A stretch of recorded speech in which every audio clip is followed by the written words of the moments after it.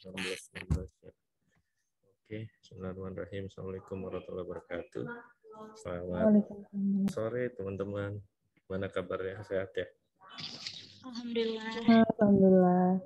Saya kayaknya harus pakai masker kondisi di kantor. Takutnya banyak yang lalu lalang. Oke, insya Allah sampai jam 6 lah ya, maghrib. Ngobrol-ngobrol aja ini terkait interoperabilitas.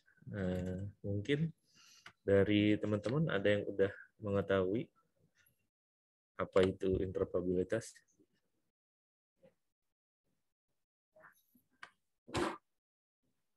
Wafi tahu, Vi? Baru tahu. Baru tahu? Belum diinfokan di kampus?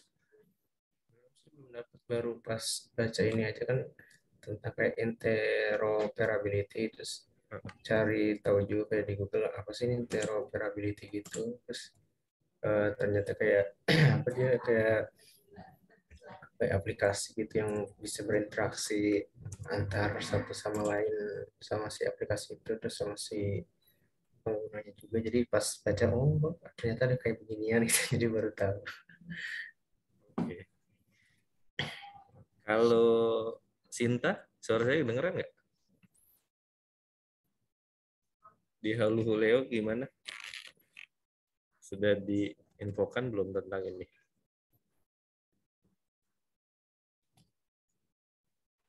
Iya, Pak, kedengeran. Gimana, pernah mendengar tentang interoperabilitas? Belum, Pak. Belum Barusan ya? ya. Oh, barusan juga ya? Oke. Yang lain tadi Ya. alumni saya ya. Terus dari Aceh, Mas Aris, on nggak? Infonya lagi wisuda ya? Iya, baru dengar juga itu tentang itu. Baru dengar ya? Wah, iya. Boleh. Siap, saya coba share screen ya. Jadi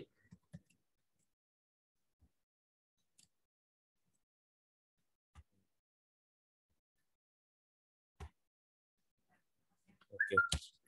Saya mohon maaf, slide saya nggak begitu banyak karena keterbatasan waktu ya. Yang pasti di sini yang mau coba saya kedepankan adalah teman-teman nantinya kalau berperan di dalam perpustakaan, baik perpustakaan perguruan tinggi, perpustakaan khusus, dan juga perpustakaan umum gitu ya. Nah, ini bisa menjadi salah satu opsi nantinya bagi teman-teman untuk bisa memberikan inovasi-inovasi yang nantinya harapannya bisa meningkatkan layanan dari perpustakaan teman-teman. Atau juga konsepnya seperti kita semacam hub gitu ya. Jadi kita semacam penghubung sama kayak kondisi Post Studio sekarang. Jadi kami menjadi penghubung gitu untuk bisa mengoptimalkan beberapa potensi yang bisa dijadikan salah satu sumber elektronik yang nantinya bisa dimanfaatkan oleh pemustaka dari tiap klien ataupun tiap institusi nantinya. Nah, di dalam pengembangannya itu ada beberapa yang memang kita bicarakan masalah teknis ya. Salah satunya ini, Public API. Jadi secara umum gitu, kalau interoperabilitas memang apa ya bisa dibilangnya, pokoknya pertukaran data sih intinya. Pertukaran data antara penyuplai data dengan penerima data dan nantinya bisa digunakan untuk beberapa kebutuhan terkait kebutuhan operasional misalnya atau kebutuhan-kebutuhan lain yang sifatnya lebih strategis. Nah, mungkin teman-teman pernah mendengar namanya OAI-PMH ya. Nah, di sana kan ada juga yang memang nantinya bisa saling terkoneksi satu sama lain. dari misalnya SLIMS, kemudian nanti bisa masuk ke database yang Indonesia OneSearch misalnya seperti itu. Nah, kemudian dari situ di Indonesia OneSearch dilakukan proses pengelolaan baik data-data, record-record yang memang sudah masuk dengan kebutuhan pengemasan aplikasi yang lainnya. Nah, itu secara garis besar ya dari adanya fungsi dari interoperabilitas. Kemudian kalau tadi saya sebut OIPMH, nah di sini ada namanya Public API.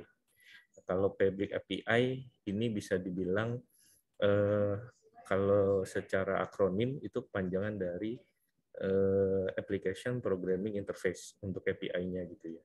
Nah kalau public berarti kita memungkinkan untuk mendapatkan akses dari penyedia data tersebut. Nah, disinilah nanti yang bisa kita elaborasikan, bisa kita gunakan untuk kebutuhan masing-masing dari kita. Jadi sekarang kan kita nggak bisa terlepas ya. Jadi namanya isu open access ya. Kemudian isu dari open data seperti itu. Nah, ini menjadi satu bagian yang memang sebaiknya kalau sepengalaman saya ini kita menjadi satu kompetensi khusus gitu untuk kita bisa mengetahui adanya bentuk-bentuk interoperabilitas seperti itu, baik tadi OIPMH dan juga Public API, yang mana nantinya setiap bagian itu ya bisa kita jadikan gitu ya sebuah bentuk produk inovasi. Nah, secara harfiah ini ya. Jadi ini teknisnya gitu tadi secara harfiah. Nah, ini teknisnya. Jadi nanti Open API ini jalannya di tengah-tengah. Nah, dia bisa masuk sebagai bentuknya back-end system. Kemudian ini bisa dibuat third-party developer communities-nya misalnya seperti ini kondisi ini di SLIMS-nya gitu ya. Kemudian ini Senayan Developer Community SDC misalnya. Nah, dari situ mereka membuat satu bentuk open API dari pengelolaan dan juga pemanfaatan setiap produk yang memang dihasilkan oleh mereka. Nah, dari situ pihak eksternal itu bisa melakukan proses penyesuaian dengan aplikasi-aplikasi lain. Ambil contoh mobile, web application, dan lain sebagainya. Harapannya ya seperti ini, ada extend customer reach, ada increase revenue, dan juga stimulate innovation. Nah, ini menurut saya sekarang sedang happening di lingkup sistem librarian. Dan memang kemarin ketika saya mencari-cari bahasan gitu ya, ini menurut saya sih penting untuk disampaikan karena ketika kemarin kita presentasi, saya lihat memang secara basic gitu ya, rekan-rekan sudah cukup banyak pengalamannya terkait misalnya ada bersinggungan juga waktu di SMA-nya itu ada yang SMK ya, kemudian banyak juga melakukan magang dan juga kegiatan-kegiatan lain di misalnya online learning seperti Skillful yang sudah dilakukan oleh Wafi misalnya seperti itu. Kemudian ada banyak job-job lainnya yang suka dilakukan sama Mbak Lutfi misalnya seperti itu di kegiatan-kegiatan yang memang nantinya bersinggungan langsung sama peran sebagai sistem librarian. Nah, di sini nantinya kita mau mengetahui lebih dalam lagi kira-kira hal-hal apa saja sih yang memang kita bisa optimalkan dari adanya Public API. Jadi secara lebih teknis lagi yang akan kita bahas adalah mengenai Public API ya teman-teman ya. Di sini ada yang mau ditanyakan?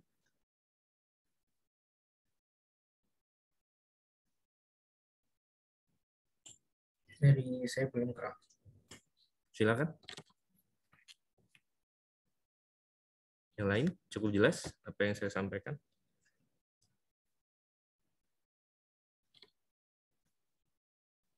Di UIN gimana? Mega pernah disampaikan sama Pak Azwar gitu misalnya mengenai konsep dari ini? Belum, Pak. Belum, Kak. Ini baru pertama. Oh, baik. Dari apa yang kemarin saya sampaikan dari PDF itu udah sempat dibaca-baca belum? Udah sekilas. Jadi itu ada yang konsep, ada kalau dari yang artikel yang ini nih, yang manuskrip, bukan, yang judul Digital Library Info. Ya, yang itu yang saya tangkap ini ada 2 ini sih, Delos sama 5S strategi. Nah, itu saya masih kurang ngerti tuh maksudnya apa. Soalnya di sini juga ada peta pikiran antara konsep 5S DLS 1 sama Delos DLS 2 tuh. Ada istilah-istilah baru yang menurut saya baru tahu hari itu juga. Oh gitu. Secara garis besar sih sebenarnya mereka memberikan sebuah bentuk inovasi dalam bentuk produk ya. Jadi di produknya itu ada digital library system yang mana mereka memberikan satu bentuk arsitektur dan juga menjelaskan secara lebih rinci lagi terkait produk knowledge dari apa yang sudah dilakukan. Intinya sih seperti itu. Tapi di sini isunya ya bisa dibuat semacam inovasi tersendiri nanti buat perpustakaan-perpustakaan lain agar bisa menjalankan produk yang memang sudah dilakukan oleh mereka. Nah, kalau yang Delos itu kan lebih ke digital library systemnya gitu ya. Seperti halnya tadi di Slims gitu yang sederhana ya di Indonesia gitu. Jadi berkembangnya jalan, berkembangnya waktu kan terus-menerus adanya ide-ide, inovasi-inovasi. Dan di situ ya interoperabilitas itu menjadi salah satu bagian untuk perkembangan itu sendiri. Nah, itu garis besarnya ya kalau dari sisi konten yang ada di dalam PDF tersebut. Cuma yang memang saya coba mau sampaikan adalah jadi kalau kita tidak serta-merta hanya nantinya kalau jadi lulusan ilmu perpustakaan hanya melakukan proses entry data saja. Tapi sampai saat ini itu memang menjadi dominan ya. Cuma banyak yang terlewat gitu ya dari beberapa program-program, dari beberapa konsep-konsep yang nantinya bisa digunakan sama teman-teman semua untuk bisa menghadirkan inovasi gitu. Nah, ini salah satunya. Jadi nantinya diharapkan teman-teman juga bisa menjalankan konsep ini untuk bisa dijalankan di tempat-tempat kerja teman-teman gitu ya. Nah, di sini kita juga nanti saya coba mau menyampaikan dari produk yang sudah kita gunakan ya. Jadi kita menggunakan Public API dari Crossref dan juga Public API dari BMC. Nah, jadi pernah dengar nggak kayak electronic resource yang ada di Perpusnas? Pernah ya? Nah, di situ kan ada beberapa produk ya. Kayak misalnya kalau e-resource-nya itu Science Direct, kemudian JSTOR, ya, kemudian juga misalnya Taylor Francis. Nah, Lutfi pernah dengar nggak itu? Pernah, Pak. Pernah ya? Iya, pernah pakai juga di pernah menggunakan ya? Kan ya? Di e-resources-nya Perpusnas kan ya? Iya. Iya, pernah pakai. Nah, kalau Crossref pernah dengar nggak? Pernah dengar. Pernah dengar ya? Oke. Kalau yang BMC untuk lingkup kedokteran atau kesehatan pernah dengar? Pernah dengar juga. Tapi juga, belum pernah pakai doang, kayak pernah lihat logo-logonya di itu e-resources-nya. Oh baik, nanti saya coba sampaikan. Intinya dari 2 e-resource tersebut itu menghadirkan satu bentuk open API seperti halnya di sini. Jadi kita bisa get datanya, kita bisa olah di dalam bentuk backend, sehingga nantinya bisa kita hasilkan produk tersendiri. Tujuannya ya bisa salah satunya dari ketiga bagian. Nah, kemudian kita lanjut. Ini contoh public API yang umum bisa digunakan oleh teman-teman. Ini ada link https any-api.com, teman-teman bisa melihat langsung ya. Mungkin sambil saya jelaskan, silakan saja buka new tab dari browsernya masing-masing. Nah, ini dari GitHub. Jadi ada GitHub yang dia diperuntukkan untuk public API. Oh, ini sedikit salah kayaknya. Sebentar. Sepertinya bukan itu.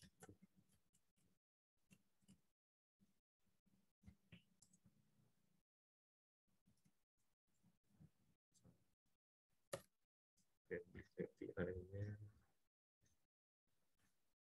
Oh bener kok, Public API. Iya, akunnya saya dapat dari Totmoto, github.com Totmoto, tapi pas di copy paste ternyata benar linknya ini. Silakan bisa dicek juga di sini. Nah, ini saya coba share screen dari ini API-nya.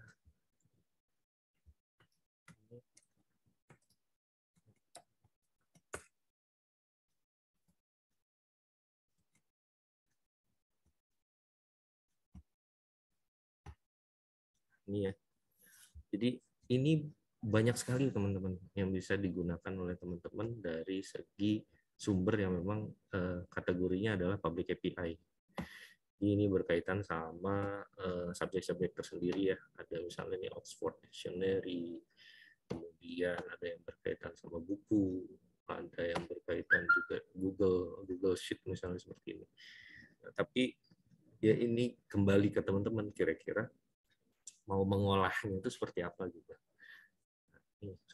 Oh ini pas saya klik ini ada ini API dari OMDB misalnya. Kita coba sengaja.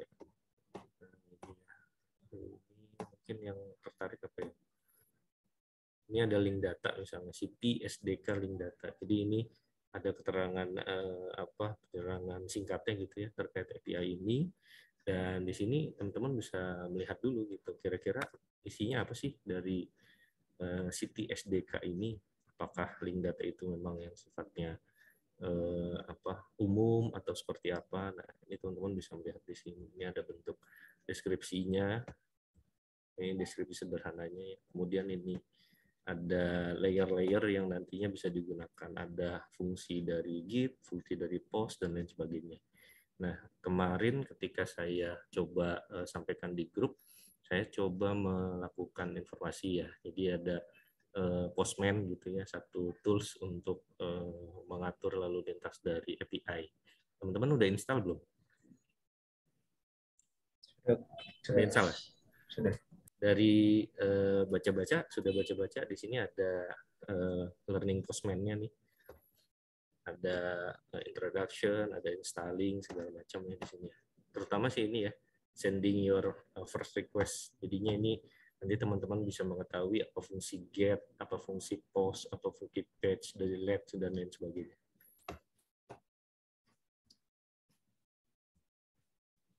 Ini bersamaan dengan ini. Jadi ada layer-layer yang nantinya bersinggungan langsung gitu ya. Misalnya ini fungsi get.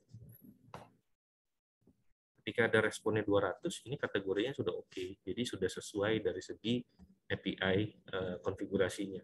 Nah, ketika di try out misalnya, send request,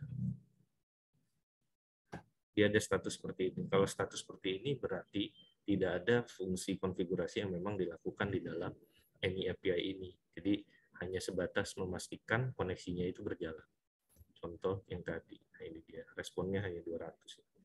No respond was specified. Jadi dari sini mungkin perlu ada pendekatan-pendekatan lain yang memang harus dilakukan oleh teman-teman untuk bisa menggabungkan dari API yang ada di dalam City SDK ini. Ini parameter-parameternya. Kalau saya waktu belajar ini sih ya cukup lama ya. Jadinya mungkin nanti kalau teman-teman mau yang lebih teknis lagi silakan. Ini coba saya berikan pelan-pelan dulu gitu ya. Ini bisa dipelajari dan bahkan nanti misalnya kita mau bikin lokal dulu gitu ya, kemudian nanti kita lakukan sambungan internet, misalnya kita instalasi dengan menggunakan Laravel misalnya, kemudian dari Laravel itu kita lakukan bentuk konfigurasi dari API ini dan juga nantinya bisa dihasilkan di dalam lokal Laravel kita misalnya seperti itu. Untuk Laravel ada yang pernah mendengar framework? Pernah dengar? Cuman belum pernah belajar. Wafi pernah? Pernah dengar, cuman belum pernah belajar gitu. Oh gitu. Udah sampai tahap instalasi? Enggak, belum. Cuman tahu aja sih dari nonton YouTube-nya apa tuh yang dosen di kampus mana gitu loh. Kang Sandika. Ah iya, Kang Sandika. Oh gitu. Dari Unpas. Dari Unpas. Novi gimana? Di UIN gimana? Iya Pak, sama belum dengar juga. Belum dengar? Belum. Laravel belum dengar? Framework belum dengar ya? API juga belum dengar ya? Mulai API pernah sempat disinggung sama Pak Azwar waktu itu. Tapi udah pernah uji coba testing gitu? Oh, belum.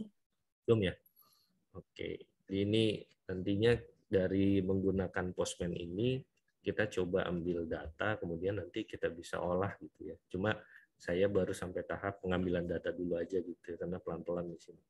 Kalau misalnya nanti mungkin diperlukan satu waktu untuk proses sinkronisasi ke dalam satu bentuk aplikasi, silakan aja. Mungkin waktu-waktu khusus gitu ya. Nanti kita coba spare waktunya kira-kira kapan, nah nanti kita cocokkan gitu ya. Cuma untuk minggu ini saya coba sampai tahapan penarikan data saja dan juga teman-teman bisa memahami satu sama lain. Nanti dari segi tugas, harapannya teman-teman bisa memahami produk yang ada di dalam sini, public API, kemudian teman-teman bisa memilih dan nantinya menggunakan tools dari Postman ini, sehingga nanti bisa menghasilkan penarikan-penarikan datanya dulu. Itu aja sebenarnya, sederhana gitu ya. Nanti bisa kita lanjutkan kalau misalnya nanti bisa mau ada kebutuhan ke sana gitu ya. Dan mungkin nanti juga saya coba sampaikan untuk yang di hari ini ada yang berkaitan sama versi production dari API. Nah, pernah mendengar Sinta nggak teman-teman? Sinta bukan Sinta Dewi ya. Sinta Dewi mah yang serta. Pernah dengar Sinta Kemdikbud yang sekarang di Kemdikbud? Belum pernah? Belum. Nanti kalau kalian masuk di perguruan tinggi, ini nggak bisa terlepas dari teman-teman. Yang namanya Sinta, yang namanya Garuda, yang namanya Rama. Pernah dengar nggak? Ini kan produk-produk dari Indonesia. Ini Rama. Kalau Rama, saya kebetulan tim di sini. Nah, nanti ini isinya adalah repositori-repositori dari instansi yang ada di Indonesia gitu. Nah, saat ini analisisnya bisa dilihat di sini. Masih sedikit sih karena memang masih banyak bersinggungan sama kebijakan kementerian, jadinya ini tidak begitu banyak hasilnya memang untuk sampai tahun 2022 ini. Padahal ini dari 2019 kalau nggak salah ini udah dijalankan gitu. Namun kontennya aja tidak begitu banyak. Berbeda seperti yang di OneSource. Ini sekarang recordnya sudah 14 juta.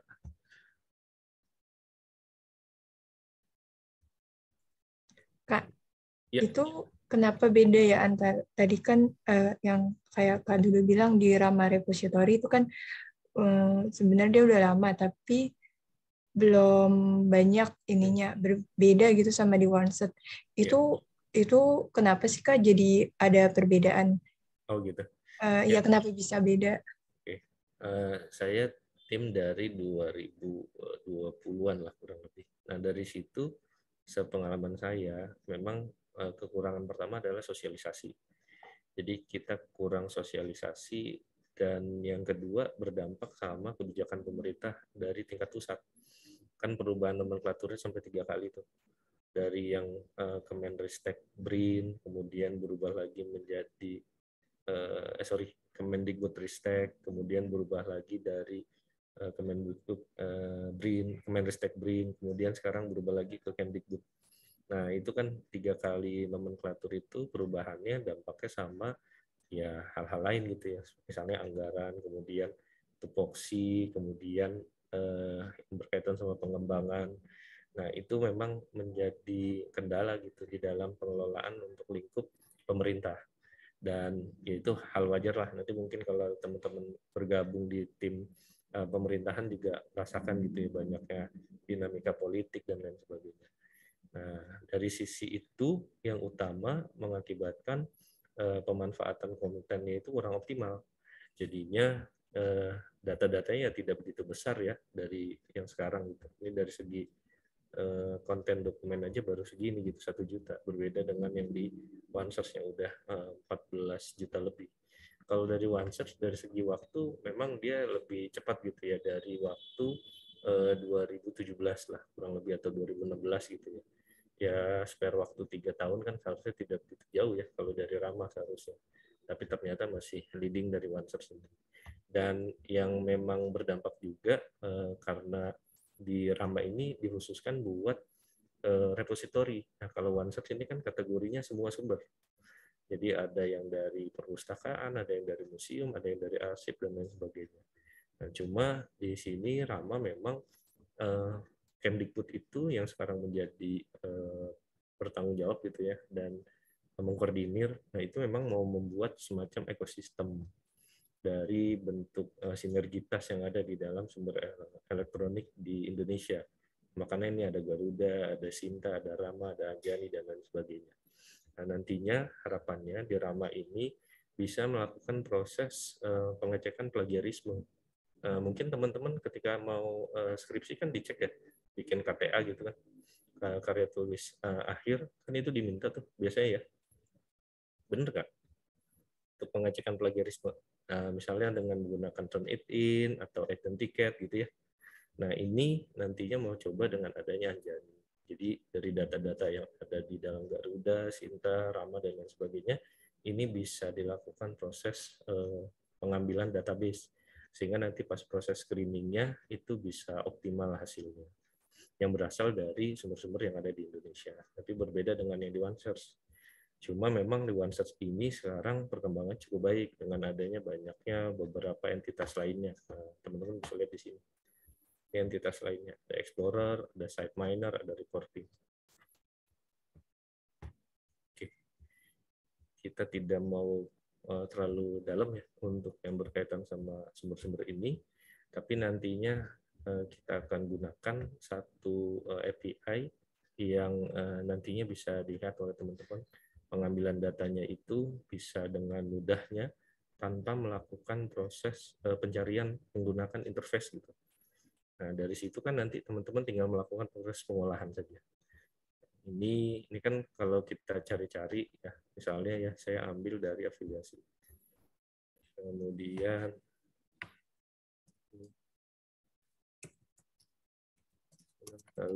Sunan Kalijogo misalnya. Nah, ini kan ada data-datanya, data Scopus misalnya, atau data dari Google Scholar.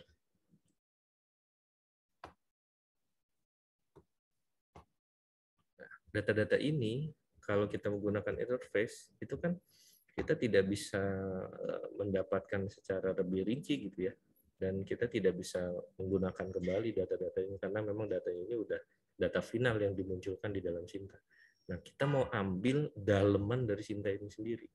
Jadinya nanti data-data ini bisa kita olah, bisa kita manfaatkan lagi untuk sumber lainnya. Seperti konsep tadi yang ada di PowerPoint saya. Oke.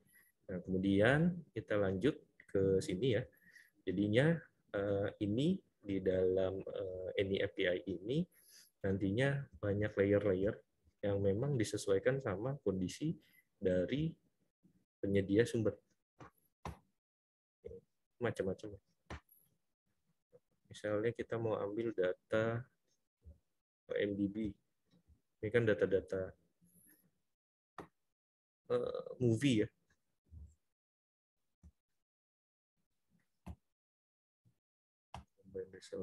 Nah, ini dia udah dalam bentuk JSON, enak ya. Jadi kita tinggal melakukan penyesuaian aja. Nah, nanti yang di Sinta juga dalam bentuk JSON, jadinya tinggal di oprek aja gitu ya. Nah, terkait JSON, udah ada yang informasi sebelumnya? Atau pernah mendengar XML? Satu format ya untuk pertukaran data. Yang sederhana sih misalnya Slims atau ePrint deh. ePrint coba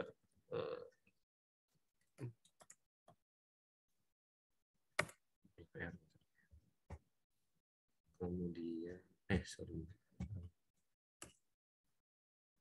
Itu ini tadi. Sampai sini ya. Kemudian, nah ini kan API-nya.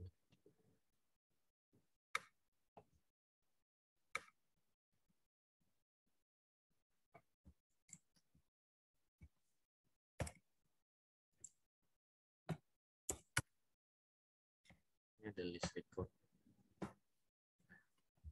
Dublin Core, metadata, pernah mendengar? Harusnya udah pernah dong. Ya, ini ada relation, ada title, ada author, dan lain sebagainya. Jadi, data-data ini ketika nanti sudah dihasilkan, ini menjadi salah satu media. Kayak gempa ya? Gerdeg-gerdeg gitu di sini. Di sana enggak ya? Aman ya? Aman kayaknya. Aman ya? Oh, Nggak keras. perasaan saya aja kali. Kebetulan lagi sendirian di sini. Oke, saya lanjut ya. Jadi ini OAI-nya, kemudian dia menghasilkan satu bentuk Dublin Core metadata. Nanti dari sini yang akan diambil kemudian dikelola sama kebutuhan lainnya gitu ya.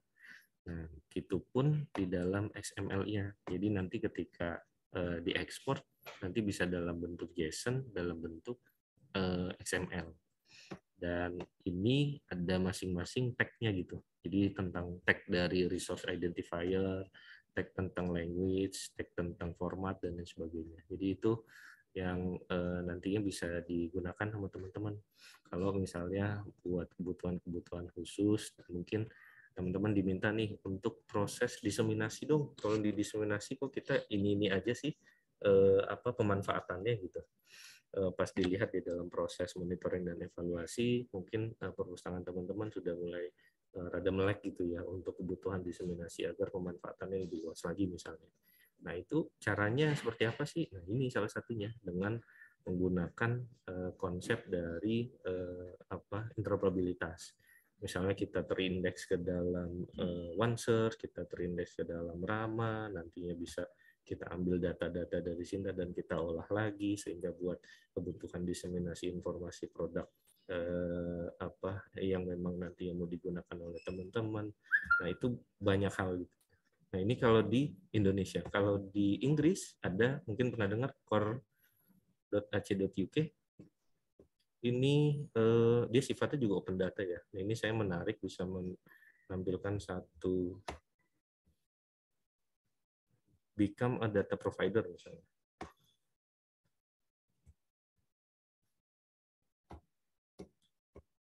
Jadi di sini ada bentuk informasi yang menggunakan infografi seperti ini. List data provider-nya juga menurut saya cukup lengkap di sini. Ada total 10.000 lebih. Indonesia ada. Cuma kebanyakan sifatnya itu dia tidak melakukan proses pendaftaran, tapi dari core.uk-nya ini dengan menggunakan semacam robot, nah dia melihat kira-kira yang di dalam repositorinya itu ada bentuk robot text dan juga mengimplementasikan open data itu yang mana saja. Nah, di sini salah satunya bisa dilihat dari adanya plugin menggunakan OAI PMH ini. Ini ada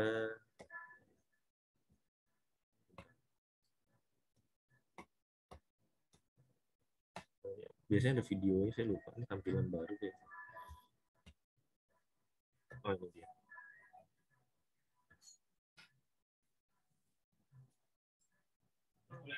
Go. Ayo, yuk.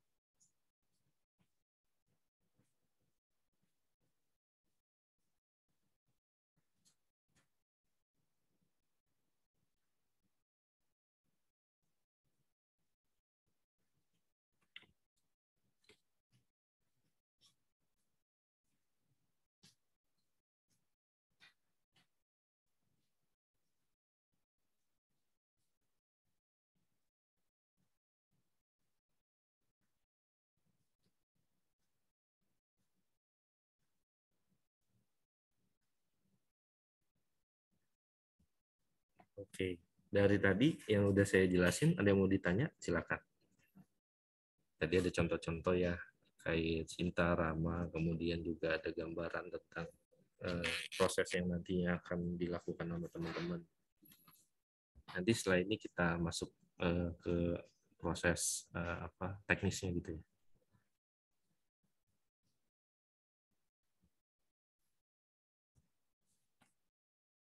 Ada yang mau ditanya?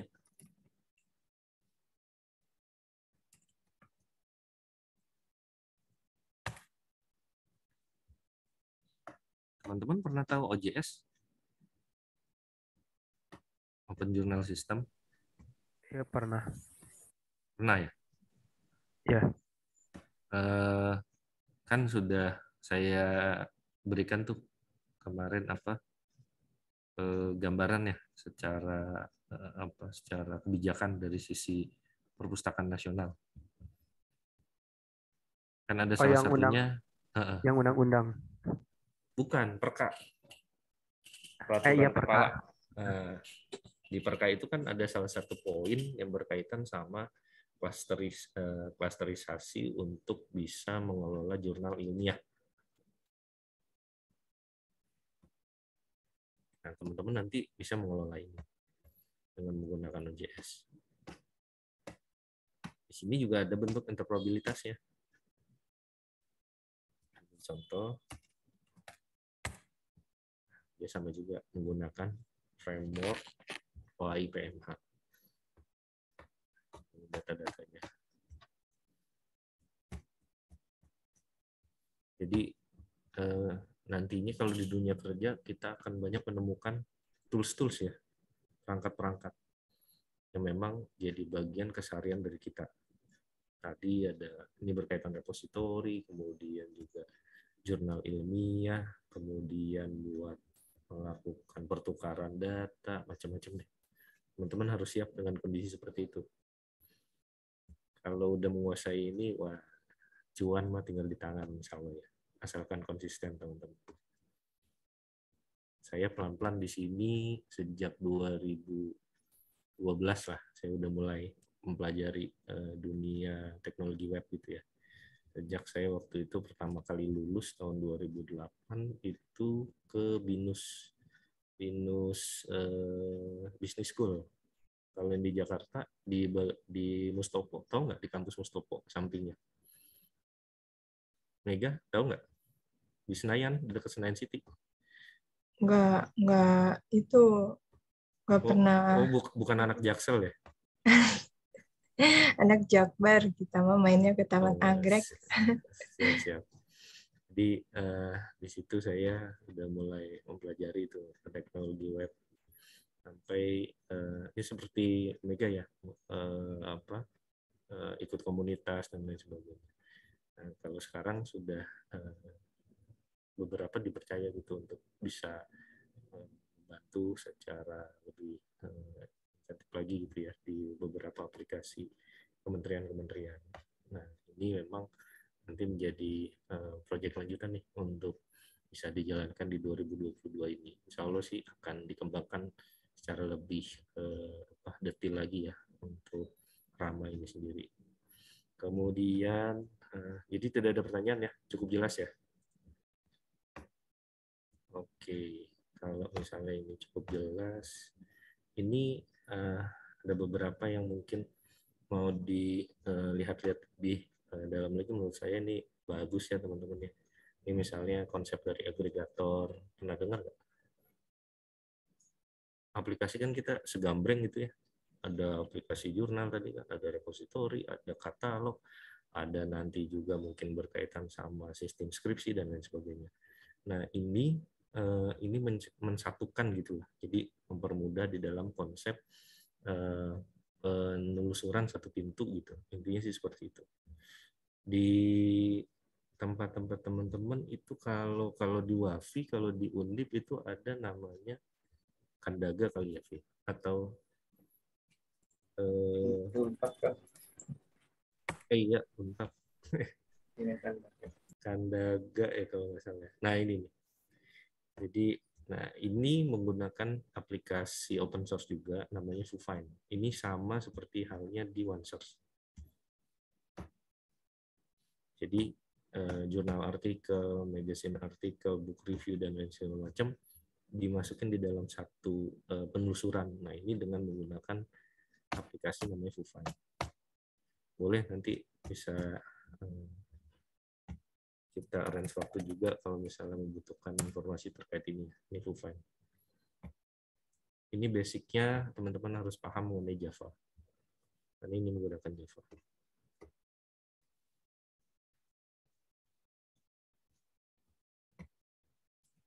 Sampai ini ada keterangan misalnya VuFind. Nah, masih ada kan?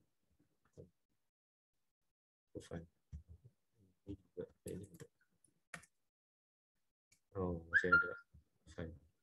Labelingnya masih ada. Oke. Nah, ini kalau mau mempelajari. Nah, kalau kemarin saya sharing-sharing di kegiatan UPI ya, pustakaan UPI. Nah, ini Mas Haidar mungkin. Gimana, Kang? Ini di UPI kemarin itu ada satu konsep untuk bikin open access repository OR. Kemarin itu di mana ya linknya?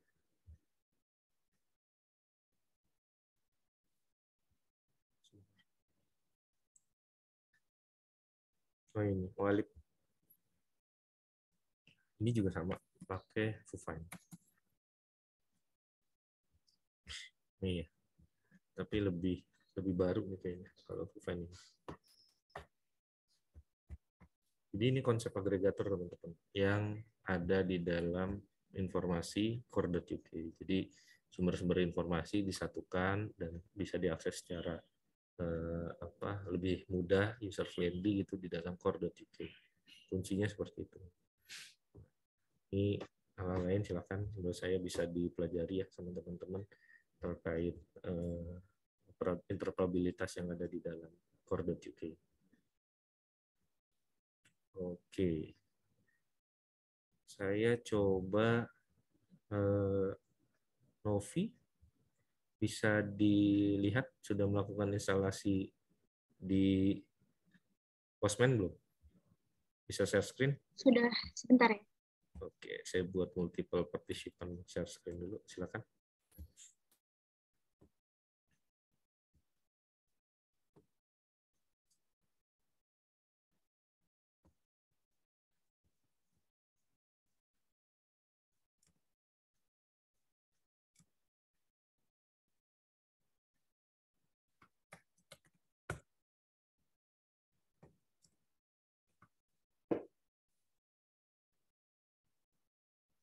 Oke. Sudah baca-baca sebelumnya di learning.postman?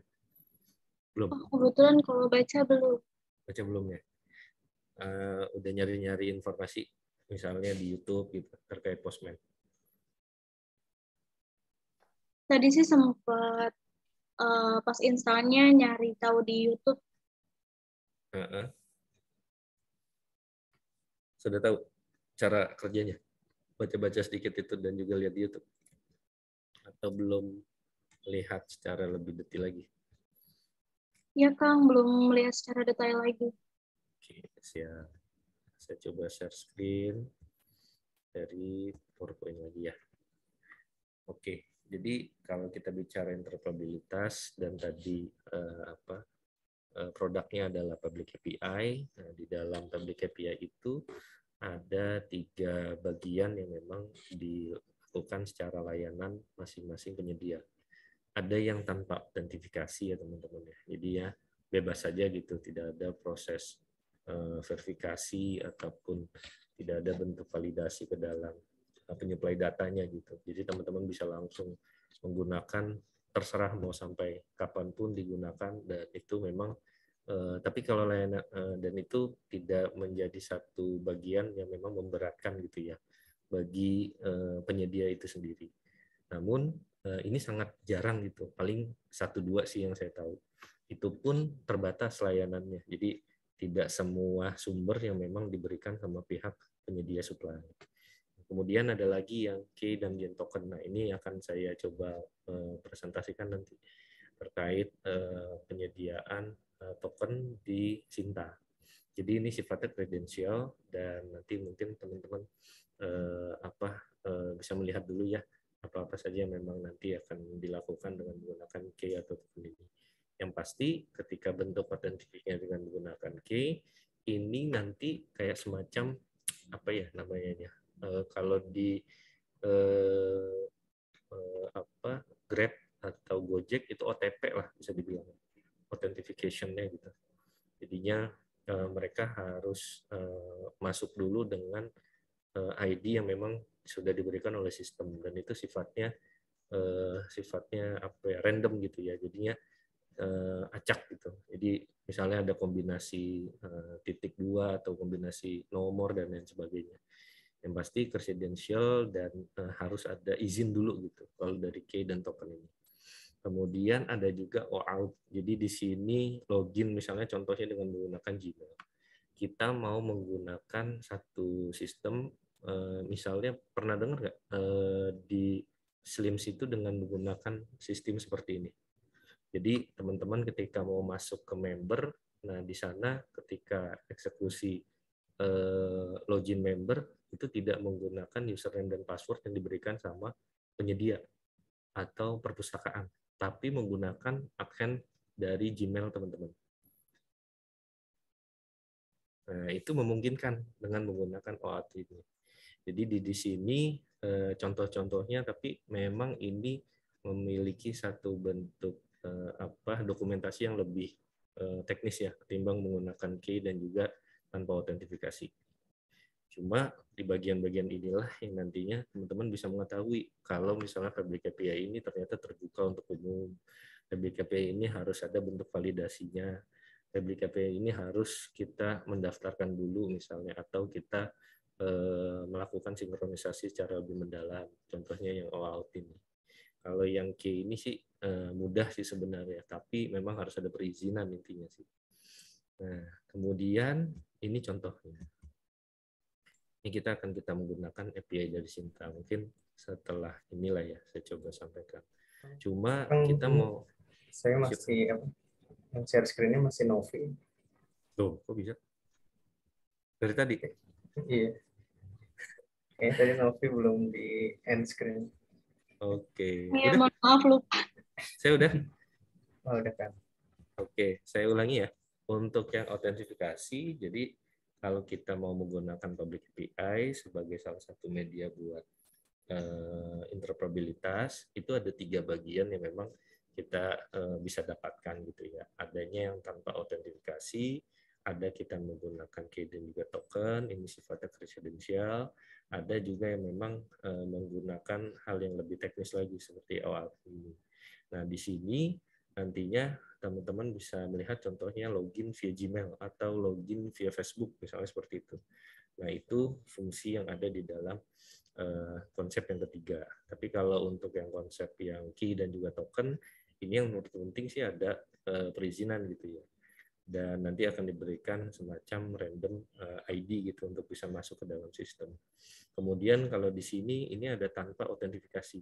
Nah, kalau tanpa autentifikasi ini kita bebas, kita bisa melakukan yang memang diberikan sama si penyedia gitu ya. Di sini mungkin nanti bisa saya sampaikan juga. Tadi kan saya singgung tentang Crossref ya. Jadi di Crossref itu juga ada public API-nya yang bisa teman-teman langsung gunakan gitu ya, tanpa ada bentuk key dan juga OAuth ini. Jadi langsung menggunakan dan langsung bisa dimanfaatkan. Nah, ini goals-nya nanti ya di hari ini. Jadi ini goals-nya, nanti kita harapkan teman-teman bisa mengetahui, dan ini API-nya API production teman-teman. Jadinya nanti teman-teman bisa melihat secara langsung data-data apa saja yang memang didapatkan gitu ya di dalam Sinta untuk proses interoperabilitasnya. Sebentar, saya coba buka slide lain.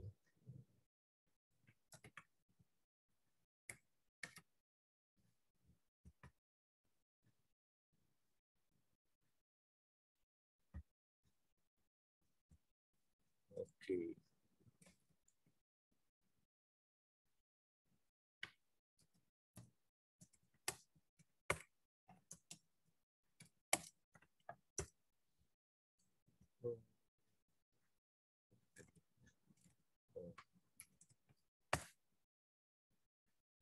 Ini sudah muncul belum?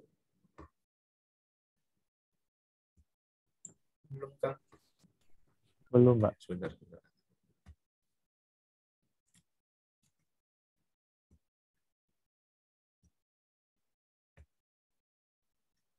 Sudah muncul?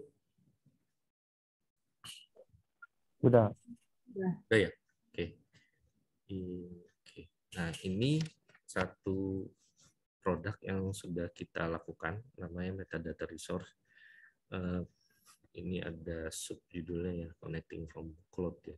Jadi kita menggunakan sumber-sumber dari Crossref, dari EuroPMC dan lain sebagainya. Nah, ini dapat pendanaan ya dari Universitas Indonesia. Kemudian kita gunakan untuk kebutuhan publik gitu. Dan ini akan berkembang terus ya, insya Allah, untuk bisa kita kembangkan dan juga nanti semakin banyak yang menggunakan. Harapannya seperti itu. Nanti juga harapannya bisa menyesuaikan dari segi aplikasi-aplikasi yang memang ada di dalam yang banyak digunakan lah di Indonesia intinya. Nah, secara konsep yang mau coba kita tampilkan adalah kita melihat banyaknya yang sifatnya itu back issue itu tidak dikelola dengan baik ya waktu dulu gitu ya, dari yang zamannya itu menggunakan misalnya masih menggunakan yang sifatnya itu masih cetak, kemudian banyak juga yang mungkin belum terkirim gitu ya ke deposit dari perpustakaan masing-masing instansi. Nah, jadi ada beberapa hak kekayaan intelektual yang memang tidak bisa disimpan dengan baik gitu ya. Nah, makanya dari situ kita coba untuk mendapatkan dari sumber-sumber lain. Nah, sumber-sumbernya di sini ada Crossref dan juga EuroPMC. Ini baru portfolio awal gitu ya. Untuk Crossref kan datanya bisa dicek di sini, teman-teman. Search the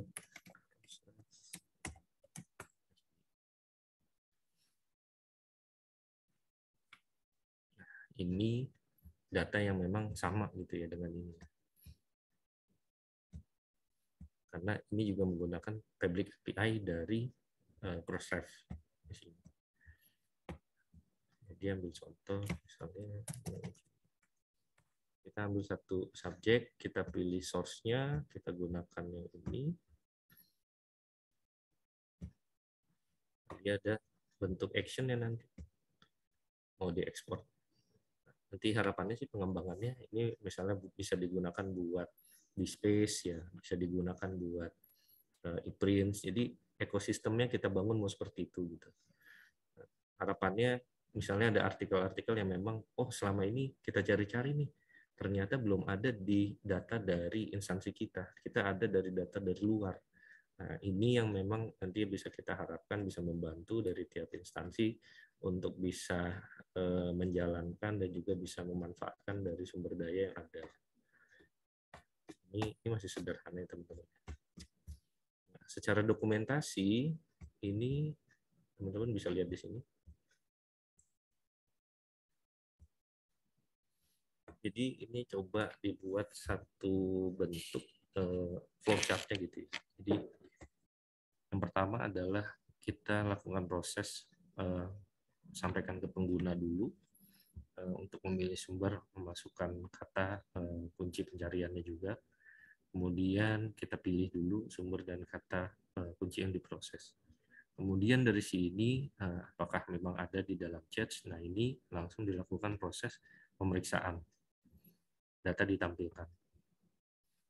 Kalau misalnya ini kategorinya tidak ada, nah di sini harus ada proses penyimpanan di dalam bentuk sessionnya dulu. Nah, kalau misalnya ini memang ketika ada dan memang masuk ke dalam EuroPMC atau Crossref, di sini melakukan bentuk hit point dari endpoint-nya. Jadi di sini ada bentuk token dan juga parameter pencairan terkait kata kunci. Kemudian ini juga mengirimkan kata kunci pencarian yang memang diperlukan kalau misalnya tidak masuk di dalam cache. Nah, kemudian dari situ di library dia memproses untuk hasil pencarian untuk membuatkan standar respon. Nah, standar respons ini yang nantinya dibeda-bedakan ya. Kalau untuk saat ini di yang versi Walanai 3.3 itu sudah ada satu bentuk respon XML-nya dan nanti bisa digunakan.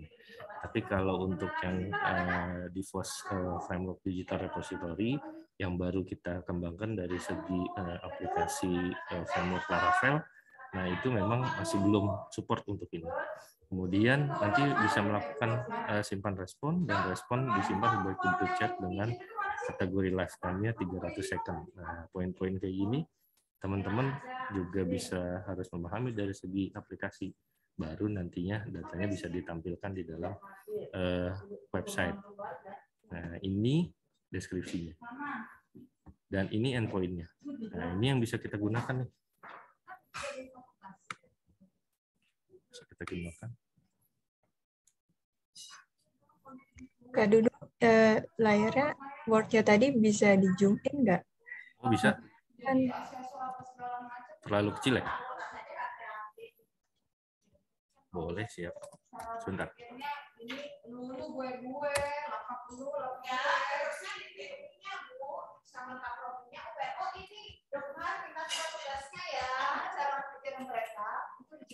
Kelihatan nggak?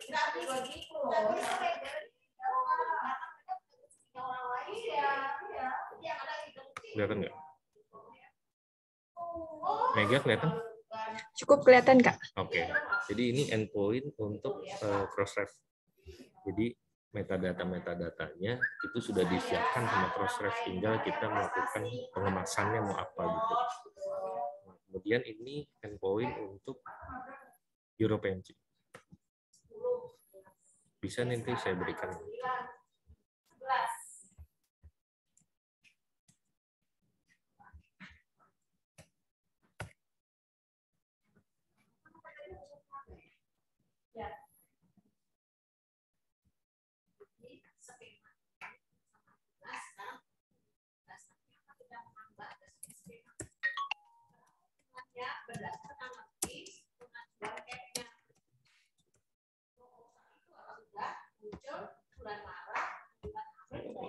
Di EuroPMC sekarang sudah ada beberapa beda endpoint ya. Ini saya cek.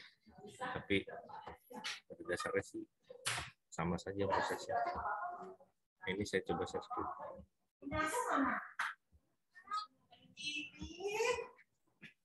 Ini ya API Crossref. Jadi ini ada apa ya infonya. Ini tampilannya menggunakan JSON. Jadi ini ada bisa dibilang ini umumnya gitulah ya. Ini tinggal keyword, tinggal kita sesuaikan. Number of reference-nya mau menggunakan apa, kemudian field-nya juga dengan menggunakan apa, nah itu silakan. Nah, kemudian ini untuk EuroPMC. Kalau EuroPMC dia ada banyak nih dengan menggunakan RESTful API, dengan menggunakan annotation API, FTP. Kalau FTP pernah dengar, teman-teman? File Transfer Protocol. Pernah dengar aja sih, tapi belum pernah pakai gitu. Itu siapa ya? Haidar ya? Oh, iya. Udah pernah. Sinta pernah dengar nggak? Kalau Fezilla itu FTP atau bukan sih? Fezilla sama. Itu konsepnya protokolnya FTP. Oh iya, saya pakai Fezilla pernah. Iya, itu kan jadi kita membuat sebuah media gitu ya untuk proses penyimpanan, untuk proses transfer, baik misalnya kita dari lokal nih deploy-nya, kemudian mau disimpan ke dalam server yang memang sudah live. Nah, itu dengan menggunakan namanya FTP, File Protocol File Transfer Protocol, FTP. Sinta, Aris, tahu nggak? Pernah dengar? Belum, Pak. Belum? Iya.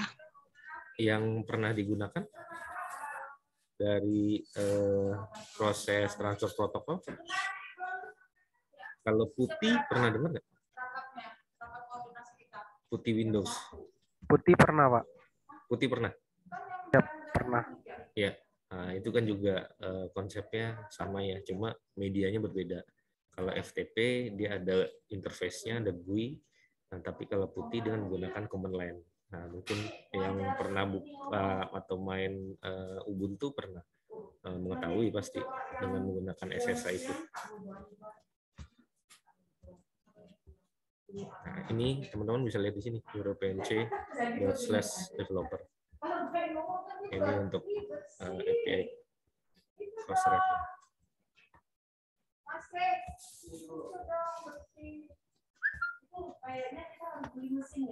Nanti untuk saya nitip sama Kang Iman untuk konsep pemaparan dari Kang Iman kan dia berkaitan sama multimedia ya. Nah, nanti diharapkan teman-teman juga. Mari Bu, ya Bu. Dia bisa membuat teman-teman nanti bisa memberikan satu bentuk feedback ke kami dengan membuat semacam grafik gitu ya dalam bentuk poster dari produk-produk yang memang sudah kita hasilkan. Nanti harapannya ya menjadi lebih bermanfaat lagi keberadaan dari aplikasi ini. Gitu. Ini mungkin nanti bisa saya singgung lagi ya agar nggak lupa. Nah, dari sini saya coba menyampaikan di konsep dari Postman. Ini dia. Jadi Postman ini bisa dibilang feeder gitu ya teman-teman. Kalau di busway itu feedernya gitu. Jadi penyedia ya medianya gitu lah ya untuk melakukan proses testing sih. Tapi testing di sini tidak serta-merta masuk langsung ke ranah production. Tapi bisa juga ranah development gitu teman-teman. Nah, ini yang perlu kita lakukan adalah melakukan proses testing koneksivitas dulu di dalam Postman. Kemudian nanti ada proses untuk post dan juga get. Kalau yang post di sini untuk bisa menghasilkan satu bentuk fungsi layer dari post. Jadi kan kita mau ngambil pintunya dulu nih. Ini ada pintu dari API Sinta-nya. Kemudian kita minta dulu nih, kita minta izin untuk masuk. Dan ini menggunakan konsep yang tadi, key dan juga token. Jadi setiap kita minta izin, nah nanti diberikan tuh. Oh, kalau misalnya mau masuk ke sini harus menggunakan baju rapih dulu misalnya gitu, baju formal dulu, atau kita harus mandi dulu misalnya seperti itu. Nah, ntar dari situ diberikan nih tokennya, dan nanti baru bisa kita masuk dengan layer untuk yang get. Jadi kalau yang post ini digunakan untuk mencari kira-kira koneksinya itu apakah berjalan atau tidak, dan juga tokennya diberikan atau tidak. Baru di sini dilakukan proses penarikan datanya. Nah, nanti kita uji coba ya. Nah, ini saya coba sampaikan dulu dokumentasi yang ada di dalam aplikasi API Sinta. Terlihat? Terlihat. Oke. Nah, ini base URL-nya ada perubahan ya. Ini udah bukan Ristek Green karena sekarang masuk dalam Kemdikbud. Jadinya api.sinta.kemdikbud.go.id. Nah, kemudian ini harus ada proses request token terlebih dahulu. Ini ada host-nya, kemudian ada metodenya. Metodenya ini yang tadi saya jelaskan dengan menggunakan post. Kemudian parameter, jadi username dan password. Jadi kalau teman-teman mau masuk ke API dari Sinta, teman-teman harus memiliki izin dulu dengan mendapatkan username dan password dari penyedia data. Oke. Kemudian dari sini ketika sudah mendapatkan dan sudah ada bentuk konektivitas biasanya di sini ada keterangan statusnya itu 200 oke. Jadi kalau di Postman-nya itu tidak ada keterangan 200 oke, maka dari situ akan ada proses yang memang harus dicek dulu apakah itu gagal ataupun berjalan tapi tidak optimal gitu ya. Nah, yang pasti dengan adanya bentuk oke dan juga ada notifikasi 200, di sini harusnya muncul tokennya. Nah, di bagian sinilah nanti kita akan ambil, kemudian kita akan masukkan ke dalam bentuk konfigurasi. Baru setelah itu kita lakukan autentifikasi di sini dengan menggunakan beberapa parameter. Nah, ini parameternya. Pertama parameternya adalah ada bentuk content type. Jadi di dalam API Sinta yang diizinkan hanya JSON. Tidak menggunakan XML atau menggunakan sheet lain gitu ya. Misalnya Word ataupun dengan menggunakan Excel dan lain sebagainya. Mega kayaknya ngeliatin banget ya. Kelihatan ya, Meg? Bilang dong. Iya Kak, soalnya ini pakai kacamata lama, jadi Oh gitu. lensanya kurang. Kelihatan Maaf nggak ya, sekarang? kelihatan sekarang kelihatan. Oke, siap. Makasih ya Kak. Iya. Ngomong aja malu-malu benar. Nah ini ya. Takut ganggu konsentrasi Kak. Ini parameter. Content type, application-nya dia hanya JSON. Kemudian di sini authorization-nya ada bentuk namanya barrier. Nah, barrier di sini yang menghasilkan token. Jadi ada barrier your token. Jadi kita harus mengisi setelah kita berikan spasi di dalam barrier. Oke. Kemudian di sini ini ada general dari scope-nya. Nah, general dari scope ini yang akan kita dapatkan data-datanya. Ambil contoh, ini dashboard. Dia ada format request-nya harus menggunakan metode dari get. Berarti nanti di Postman kita akan mendapatkan metode get dengan host dari V2 dashboard dan akan menampilkan statistik publikasi, statistik perafiliasi di Indonesia, dan lain sebagainya. Kemudian juga di sini top 100 affiliation misalnya. Kita akan mendapatkan formatnya itu harus menggunakan host, metodenya itu get, parameter key-nya itu filter, dan lain sebagainya dengan bentuk seperti ini. Format sama dengan 1, 2, dan lain sebagainya. Default-nya 1. Jadi kalau misalnya kita mau ambil, ini kan sekali get, dia hanya terbatas, kalau 100 bisa terambil semua nih. Kalau memang di dalam proses get-nya itu memang sesuai ya dengan penempatan dari 100-nya. Tapi kalau misalnya kita mau ambil satu-satu gitu ya, nah itu dengan menggunakan parameter format dengan 1 atau 2 dan lain sebagainya. Nah yang pasti top 100 ini nantinya akan menghasilkan dari peringkat afiliasi teratas. Jadi afiliasi-afiliasi itu ya lingkup Sinta kan lingkup perguruan tinggi ya. Jadi misalnya tadi UIN Sunan Kalijaga ataupun UI ataupun Unpad. Nah kira-kira 100 tertinggi update dari Sinta itu apa saja sih? Nah, itu bisa kita dapatkan data-datanya di dalam format seperti ini. Kemudian ini top 50 author misalnya. Nah, ini akan menampilkan 100 peringkat afiliasi teratas. Nah, di sini teman-teman bisa mendapatkan dengan metode dari get juga. Jadinya metode get ini saran saya harus dipelajari secara lebih detail sama teman-teman gitu. Kemudian nantinya di dalam proses filteringnya sama dengan konsep yang seperti halnya tadi yang 100 afiliasi. Cuma hostnya harus berbeda. Jadi teman-teman harus melihat dulu kayak ini bentuk dokumentasinya. Kira-kira nanti kebutuhannya mau kemana. Dan ini ada macam-macam. Kemudian saya coba lebih cepat ya. Karena waktu juga ya. 17.26 ternyata. Nah ini search ya.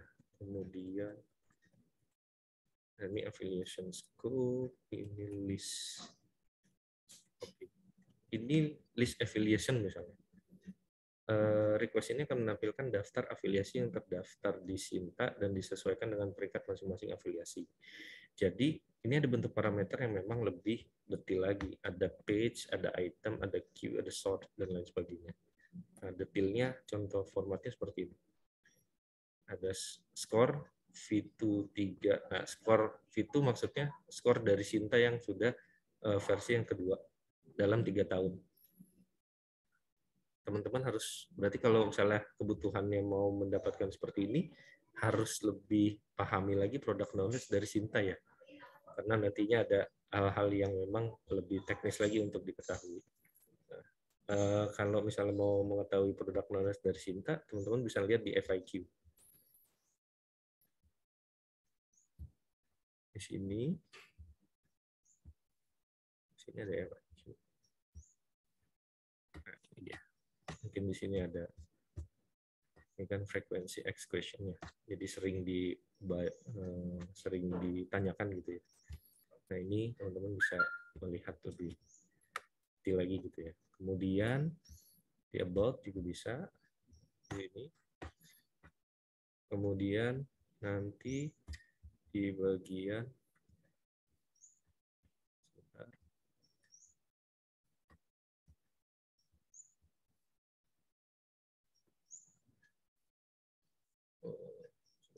FAQ di bagian ini ya, Cinta Score misalnya.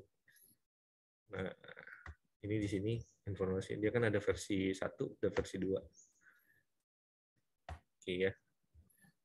Nanti kalau mau lihat-lihat lebih dalam lagi silakan. Saya balik lagi ke product knowledge dari sini. Nah, dari sini saya coba nanti akan menjalankan format request-nya seperti halnya di dokumentasi API Cinta. Oke, nah, kita akan cari yang berkaitan sama, sebentar. Teman-teman tahu Google Scholar nggak? Tahu. Tahu ya? Tahu. Aris, tahu ya? Tahu nggak? Oke. Teman-teman UIN? Lutfi, Tahu. Novi, Tahu. tahu ya? Tahu, Oke. Pak. Sudah sangat ini ya, umum gitu ya, kalau berkaitan sama Google Scholar.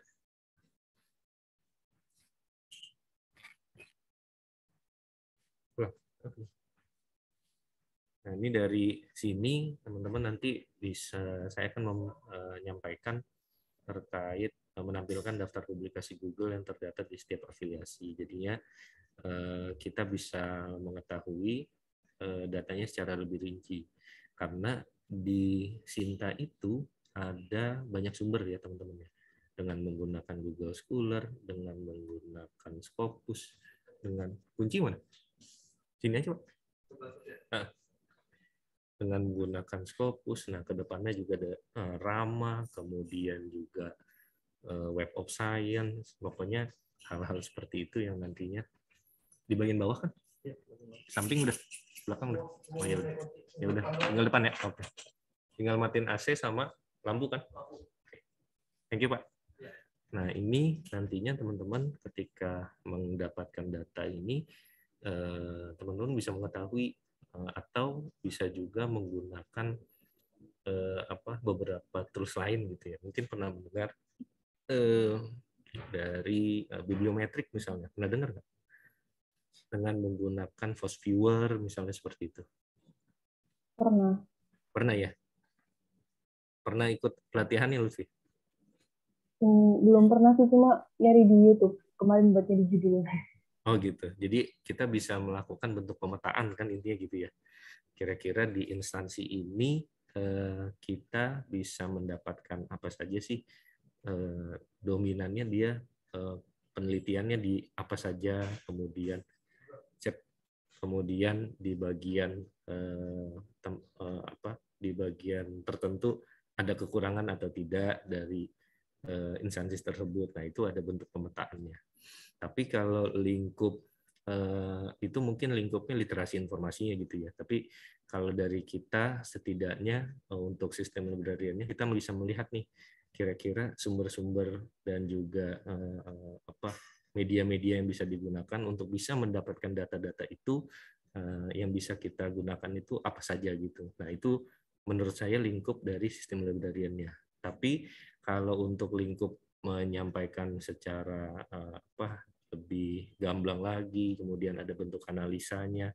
Nah, mungkin itu udah bersinggungan sama literasi informasi gitu ya. Jadi teman-teman bisa sedikit membedakan gitu ya untuk nanti kalau diminta misalnya untuk menyampaikan beberapa ide gitu. Tapi ya ada juga sih yang sifatnya itu semua gitu ya. Jadi ngambil data juga, kemudian melakukan pemetaan juga, presentasi juga, dan lain sebagainya. Nah, di sini saya coba untuk mempresentasikan untuk yang data dari Google Scholar ini ya. Ini yang perlu dilihat oleh teman-teman, ada ID afiliasi Sinta, ini dengan menggunakan kode dari PDDikti, kemudian ini page-nya atau halaman akses, kemudian ini item, jumlah record per halaman, kemudian ini Q untuk pencarian judul publikasi yang sifatnya itu nanti bisa kita gunakan menyesuaikan dari judul yang memang sudah dihasilkan di dalam hak kekayaan intelektual tersebut. Ini saya coba stop share. Saya coba lihat dari Sinta. Di Sinta, ini ada afiliasinya misalnya.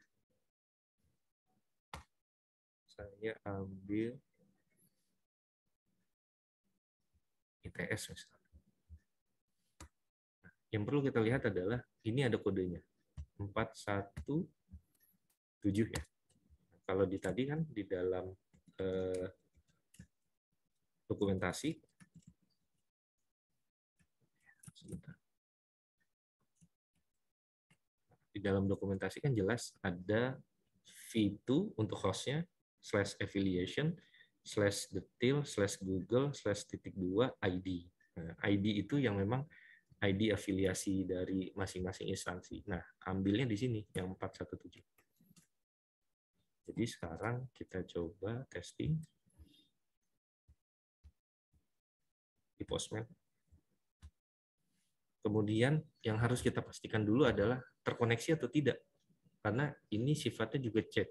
Jadi kalau kita gunakan sekarang gitu, kemudian nanti kita idle gitu ya dalam kurun waktu tertentu, dan dia akan mereset dan tertutup gitu untuk aksesnya, ya bisa saja dilakukan seperti itu. Karena kan ini terkait session waktunya ya. Nah, kita harus bisa pastikan dulu di dalam post. Jadi fungsi post di sini nantinya teman-teman bisa melihat di dalam parameternya. Jadi ini ada parameter yang memang digunakan, ini ada key, ini value, dan juga deskripsi. Nah, di bagian situ ada bagian header yang memang ini menjadi tonggaknya nih. Ini menjadi tempat buat melakukan proses pemeriksaan dari sisi konektivitas gitu ya. Ini ada host, ada keterangan accept-nya, kemudian ada connection-nya juga bisa dilihat di sini. Dan ini body untuk username dan password yang memang didapatkan. Nah, ini saya menggunakan dari kampus saya. Nah, di bagian sini, seperti halnya yang tadi, konsep dari key dan juga token. Jadi, kita harus meminta izin dulu. Nah, ketika sudah mendapatkan izin tersebut, ya kita bebas mau menggunakan sejauh mana gitu. Yang penting, kita tetap prosedurnya itu sama seperti yang memang sudah ditentukan sama pengembang dari Sinta. Nah, ini key-nya, username-nya ini, password-nya ini sudah diberikan. Nah, kita tinggal melakukan proses pemeriksaan dari sisi paramnya ini saja. Di bagian sini, ini ada bentuk header-nya ya. Ini content type-nya harus jelas, JSON.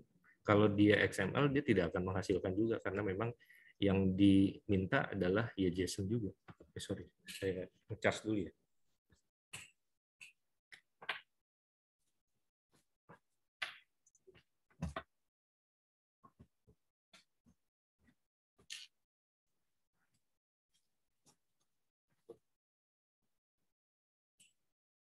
Oke, nah, di sini yang perlu kita lihat adalah kita lakukan proses header-nya, kemudian kita cek di dalam pengiriman. Nanti dia ada bentuk seperti hal ini. Jadi saya tadi uji coba di kisaran mungkin jam 4-an gitu ya, sebelum memulai, dan ternyata dia masih connect. Nah, di sini ada bentuknya, oke. Jadi ini standar respon for successful HTTPS request. Cuma yang memang harus dipastikan sama teman-teman di sini adalah ketika dia ada bentuknya seperti ini, timeout dan juga max-nya harus seperti ini, jadi ya harus berkali-kali dilakukan pemeriksaan. Kalau misalnya kondisinya itu memang dipersempit waktunya, ya otomatis dia juga akan dengan sendirinya hilang koneksinya. Dan itu bisa dilihat dari sini, dia ada satu bentuk notifikasi, nanti tidak ada bentuk kategori seperti 200 OK ini. Nah, kemudian di bagian sini juga ada authentication.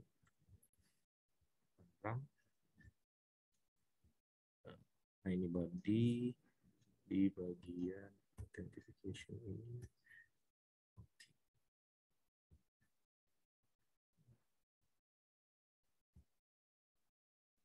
Body-nya, oke. Jadi di bagian body ini, ketika kita sudah testing untuk send, dia otomatis akan menghasilkan satu bentuk token yang diminta nantinya oleh sebentar, saya pindahin dulu zoom-nya, ada mengganggu. Nah, ini ketika di token ini sudah dihasilkan, ini yang menjadi password gitu ya untuk bisa bergabung ke dalam infrastruktur yang ada di dalam Sinta. Dari post ini nantinya kita masuk ke dalam fungsi get. Jadi di dalam get ini tadi kan notifikasinya jelas ya dengan menggunakan barrier. Nah, ini yang harus kita jadikan token buat masuk. Ini kita.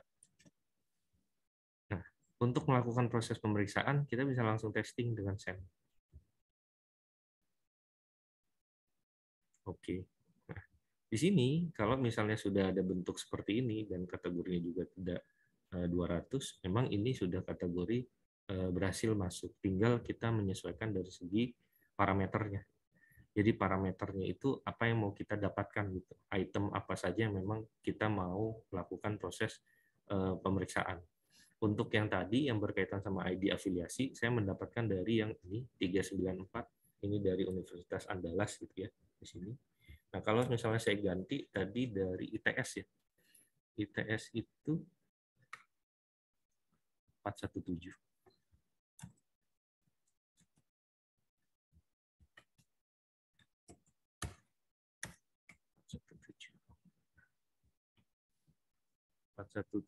Itemnya dari 100, batch-nya yang ke 51.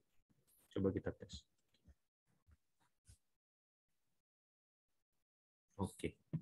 Ini data awalnya gitu ya. Ini notifikasinya, kode PT-nya segini, ID Sintanya ini, affiliation name-nya ini, abbreviation-nya ini, website-nya ini, dan lain sebagainya. Ini dari situ ada informasi juga yang memang disampaikan total Google Scholar yang di get itu berapa banyak. Kemudian patch-nya itu ini patch berapa gitu ya. Kemudian per patch-nya itu ada berapa banyak. Berarti ketika kita get data itu akan kita dapatkan setidaknya ada 100 halaman yang bisa kita dapatkan. Nah, ini bisa kita lihat di sini. Oke. Kemudian dari sini juga bisa kita hasilkan dalam bentuk JSON. Ini JSON-nya. Kemudian kita bisa save to a file, dan tes.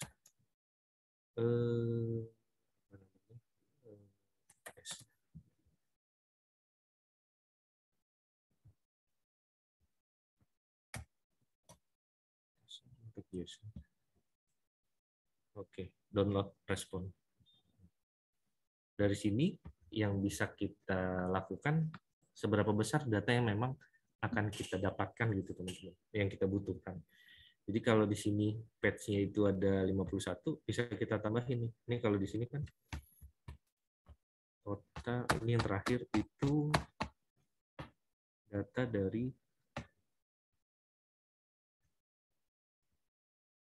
Workflow Commons ya. Workflow Commons. ID-nya 40277. Workflow Commons. Nah, yang di sini adalah datanya portability. Nah, kalau kita tambahkan patch-nya itu menjadi 52, dia akan berubah ke data yang berikutnya. Jadi menyesuaikan dari data yang ada di dalam Sinta. Berbeda ya. Tadi kan portability. Nah, kali ini berkaitan title-nya tentang maksimum. Ini di bawahnya juga. Fault classification. Nah, ini yang memang nanti harus kita ambil gitu ya, satu-satu gitu. Kalau misalnya ini memang diperlukan secara bertahap. Tapi ini juga bisa dengan menggunakan endpoint yang ada di dalam website. Jadi kita siapkan dulu websitenya, kemudian nanti kita lakukan proses penyetingan, kemudian nanti akan ada bentuk komunikasi satu sama lain dengan server yang ada di dalam Kemdikbud dengan server yang memang kita kelola. Selama kebijakannya memang sudah sesuai, dan itu juga akan menghasilkan data yang sesuai. Nah, kurang lebih seperti itu yang bisa didapatkan dalam format pertukaran data yang ada di dalam lingkup Sinta gitu ya. Nah, di sini juga nantinya teman-teman bisa mencari dengan menggunakan beberapa parameter-parameter yang tadi yang ada di dalam dokumentasi. Tidak serta-merta hanya Google, tapi misalnya yang tadi ada Scopus ataupun ada yang lebih spesifik terkait 100 top publisher-nya, atau terkait sama data afiliasi Sinta secara keseluruhan. Nah, itu menyesuaikan. Gate-nya ada di mana? Gate-nya ada di sini. Asalkan tepat dan sesuai sama parameternya, itu akan masuk datanya ke dalam sistem. Dan kita bisa melakukan proses pengambilan data secara langsung. Nah, ini data yang ada di dalam gate datanya.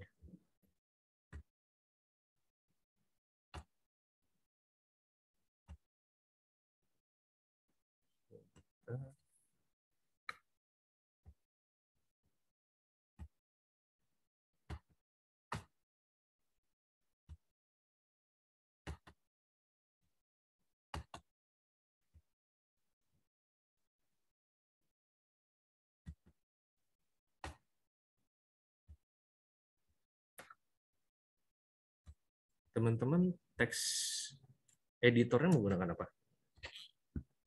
Kalau saya Visual Code Studio. Nah, ini data yang tadi saya coba get datanya ambil dari Sinta. Kemudian di sini teman-teman bisa melihat ini banyak sekali data yang bisa kita jadikan informasi gitu ya. Dan nanti bisa tinggal dari sisi kita mau menghasilkan produk seperti apa. Nah, di sini juga banyak inovasi yang bisa didapatkan pastinya oleh teman-teman. Karena seperti yang disampaikan Pak Jokowi ya, kalau data kan sekarang sudah melebihi emas, beliau bilang seperti itu. Nah, mungkin dari sini data-datanya sudah get, dan ini memang kategorinya juga berizin ya, dan ini memang menjadi hak kita gitu untuk melakukan proses penyesuaian. Yang penting masih sesuai sama kebijakan-kebijakan yang ada di pemerintah gitu ya. Ini ID, akreditasi, dokumen type, title, author, journal name, volume, issue, year, citation, Google URL-nya, kemudian Google unique dari ID-nya. Nah, dari sini juga bisa kita lakukan proses ekspor nanti ke dalam bentuk yang lebih sederhana, tidak menggunakan JSON format. Karena bisa dibilang JSON format itu kan developer mode ya. Nah, kita mau menggunakan yang kategorinya itu format umum gitu ya, dengan menggunakan Excel misalnya seperti itu. Nah, itu memungkinkan juga kita lakukan proses ekspor data. Contoh datanya mungkin bisa saya dapatkan seperti ini ya.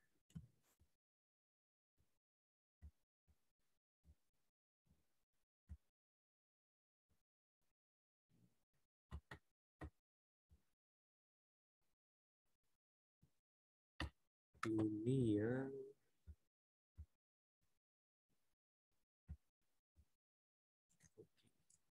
ini dia.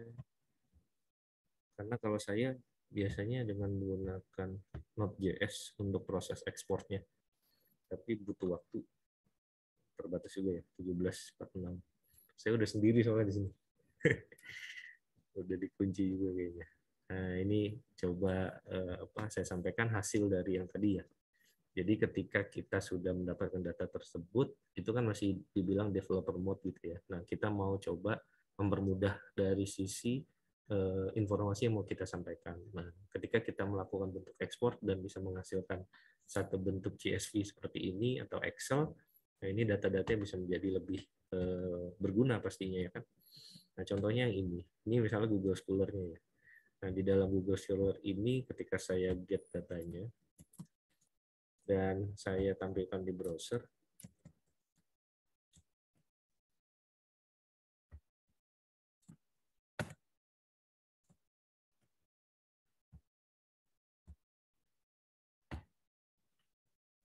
oke, dia akan masuk ke dalam tatanan Google Scholar. Nah, di sininya ya bisa kita lihat aja, ini kira-kira apa yang bisa kita optimalkan gitu dari sisi data-data yang ada di sini. Bisa kita filter, bisa kita gunakan, bisa kita sertakan di dalam satu bentuk aplikasi, dan lain sebagainya. Nah, sampai sini ada yang mau ditanya? Silakan.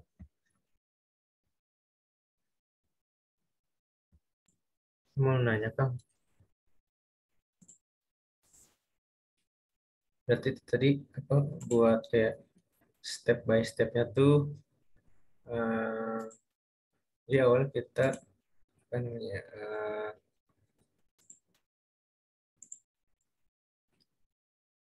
kita ke Postman dulu, terus kita misalkan cari API apa yang mau kita ambil, misalnya tadi contohnya di Sintakam-Dikbud, terus kita apa tuh tadi minta kayak izin buat masuk itu yang authorization biar dapat username sama password. Terus setelah dapat itu kita di send di Postman-nya, dan apa tadi yang cek koneksi dan sebagainya. Dan berarti itu keseluruhan proses ini akan apa kayak buat pertukaran data itu. Jadi kita apa ya, kayak ngambil istilahnya minta data gitu ya ke si Sintanya itu dalam bentuk JSON, terus nanti kita bisa ambil si datanya itu lewat aplikasi Postman ini, terus sampai bisa digunain itu nanti di download, di save, terus dimasukin ke Visual Studio Code itu, terus di ekspor gitu ya kan, kalau kayak apa step by stepnya secara ini sih apa secara nanti gitu misalkan. Iya betul. Tapi ada yang lebih sederhana sebenarnya dengan menggunakan tadi endpoint dengan menggunakan web base. Nah, kalau menurut saya coba kalian memanfaatkan dulu skema yang tadi saya sampaikan, tapi ya tidak menggunakan data dari API Sinta ya, tapi dengan menggunakan misalnya yang tadi tuh EuroPMC. Nah, itu kan sifatnya open access ya, dan juga open data.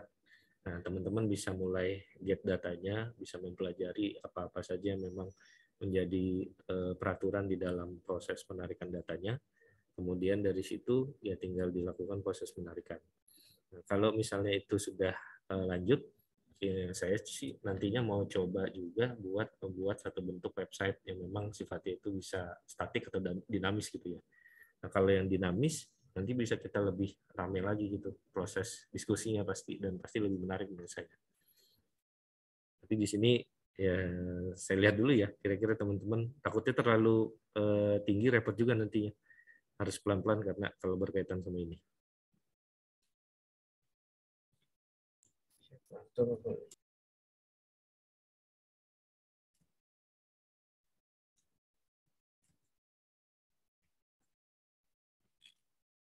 Ada yang mau ditanya lagi?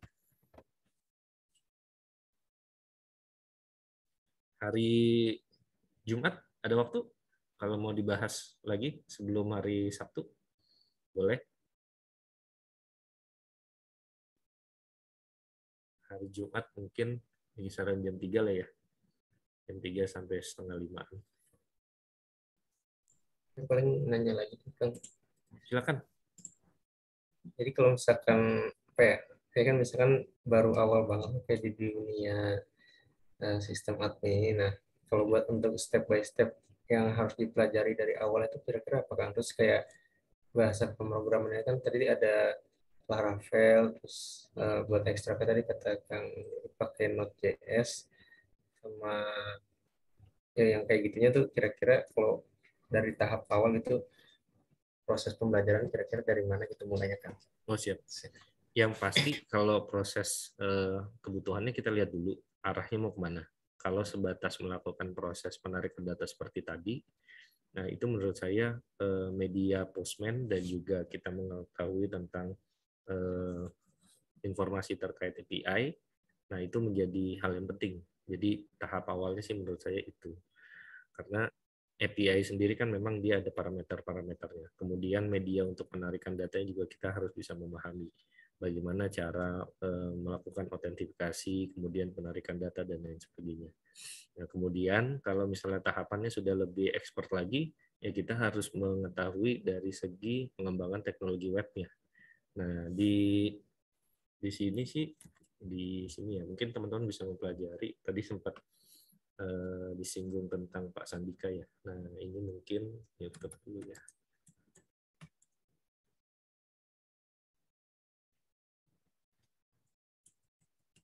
API public.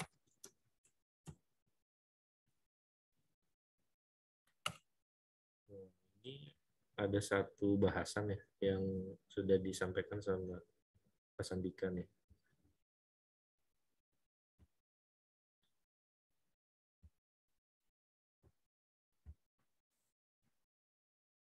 Sebentar.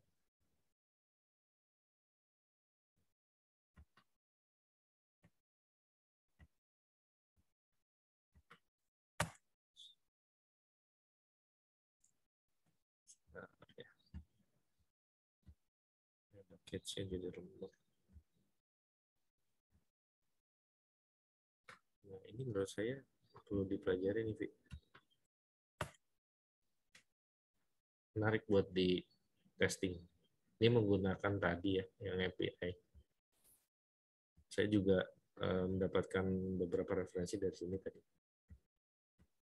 Kemudian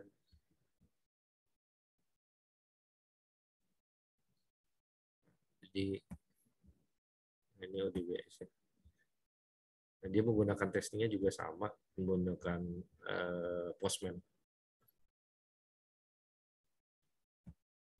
Nah, kemudian dari sini dia udah skalanya expert gitu dengan menggunakan web, tapi masih tahap kategori lokal gitu ya. Nah, tapi ada bahasan juga terkait pengembangan dari segi interface dengan menggunakan Bootstrap dan lain sebagainya. Ini teknis-teknis ketika melakukan endpoint data. Nah, nanti bisa saya sampaikan juga jika memungkinkan. Jadi, sorry, ini endpoint datanya.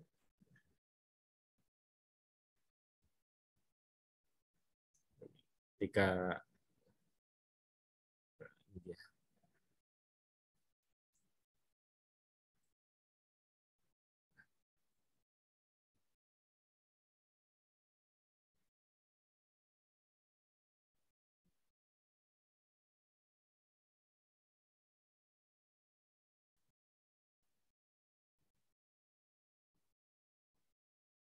Teknis yang lebih dalam ya. Nah, ini mungkin kalau mau yang lebih ekspertis gitu ya untuk lingkup pengembangan websnya, silakan bisa dibaca atau dipelajari dari sini. Kalau menurut saya sih ini penting juga nih yang di Learning Postman, karena nggak serta-merta tadi mungkin itu hanya 20% lah yang saya jelasin.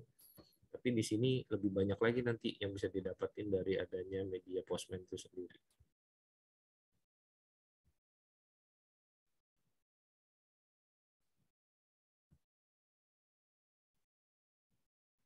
Oh, udah sholat maghrib ya di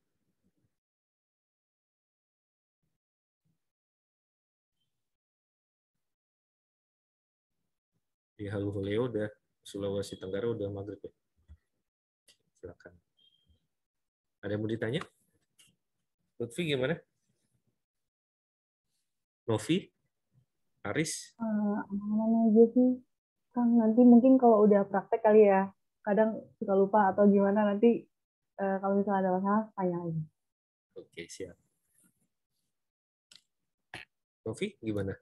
Kang, aku mau tanya dong, ini Iya, tuh silakan. sebenarnya kayak sistemnya kayak copy cataloging gitu bukan sih, Kang? Beda. Oh, beda. Beda. Kalau copy cataloging itu kan memang ada bentuk standarisasi khusus buat katalog. Tapi kalau ini dia lebih umum ya, menyesuaikan sama apa namanya standarisasi tersendiri gitu. Kalau misalnya kita berkaitan sama REST atau API tadi, ya standarisasinya dengan menggunakan format dari JSON-nya. Tapi kalau copy cataloging, dia kan ada standarisasi sendiri, misalnya dengan menggunakan Z3 berapa gitu ya. Di Slims ada tuh ya, ZRU apa gitu, saya lupa, ada protokolnya tersendiri gitu. Itu aja sih yang membedakan. Tapi kalau secara teknis di dalam proses penarikan, interoperabilitas, ya sama-sama aja sebenarnya. Apa yang ada di dalam sumber yang akan kita dapatkan, ya itu akan kita alihkan ke media kita, intinya seperti itu. Oh iya, makasih Kang. Ya.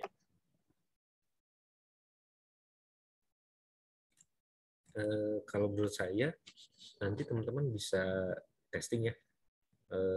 Mungkin Jumat saya akan menyampaikan mengenai teknis yang tadi kita kembangkan dengan menggunakan sini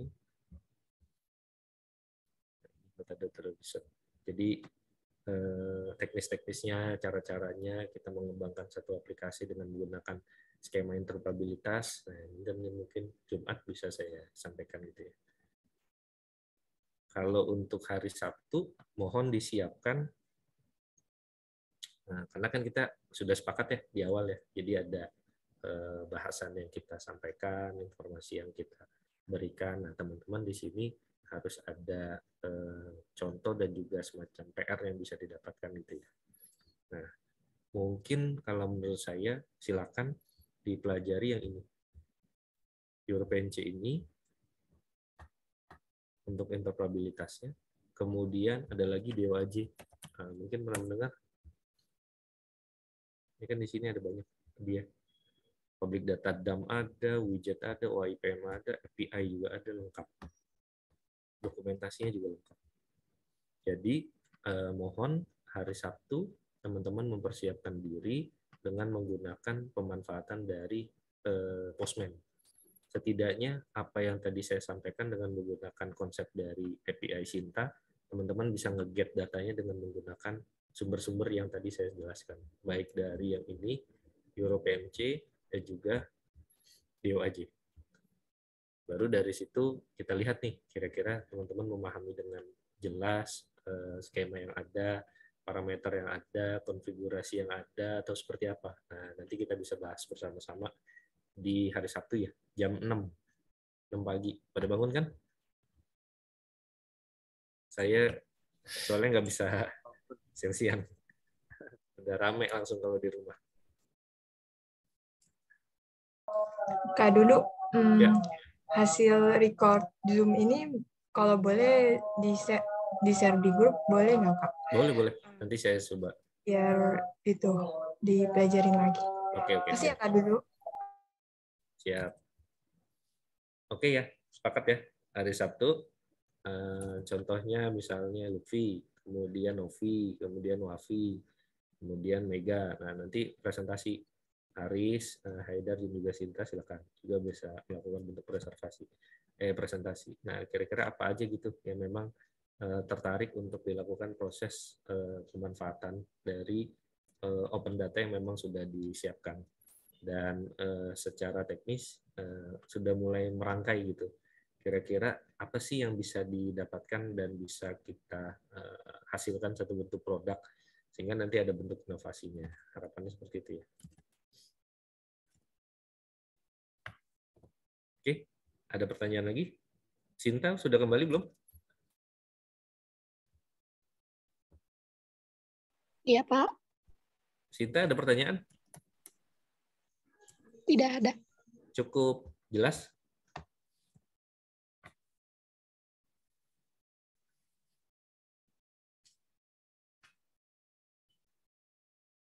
Kemudian untuk hari Sabtu, ada yang mau ditanyakan? Tadi itu untuk presentasi apa kan? Ini kayak putus-putus. Seperti yang tadi saya sampaikan dengan menggunakan API Sinta, Wafi. Oh, kayak ini Tapi apa? saran saya, Form. ya, tapi saran saya dengan menggunakan sumber yang memang tidak menggunakan satu bentuk autentifikasi ya. Contoh kan tadi kan EuroPMC dan juga ini saya share nih EuroPMC. Kang, Jadi media. Kang, Ya. berarti presentasinya itu kita langsung praktik share screen gitu ya? Iya. Siap, apa enggak? Kalau salah satu dari kita IPA-nya sama, gimana Kang? Apa-apa. Yang penting kan nanti subjeknya apa nih? Oh ya. Kan kalau misalnya subjeknya sama, ya ada kemungkinan nyontek ya kan. Itu dihindari aja. Karena di sini semakin banyak praktis, pastinya nanti semakin mempermudah teman-teman untuk memahami. Nah, ntar pas di dunia kerja, ya kita obrolannya udah nggak berkaitan sama entry data saja gitu ya. Walaupun kalau di dunia kerja itu pasti bertahap ya pastinya ya. Ketika masuk pertama ya pastinya kan teman-teman diminta mengerjakan hal-hal yang lebih ringan dulu gitu. Misalnya entry data buku, katalog dan lain sebagainya. Tapi kalau saya dari awal itu ketika masuk ke dunia perpustakaan, prinsip saya kalau S1 itu memang setidaknya kita harus berpikir masalah strategis.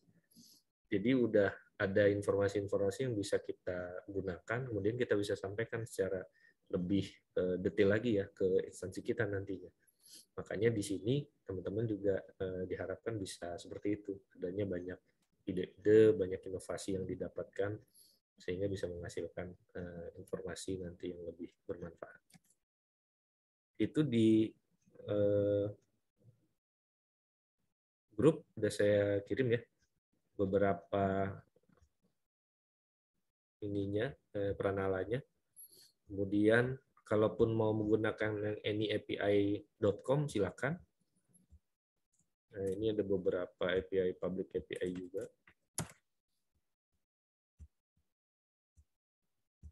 Oke.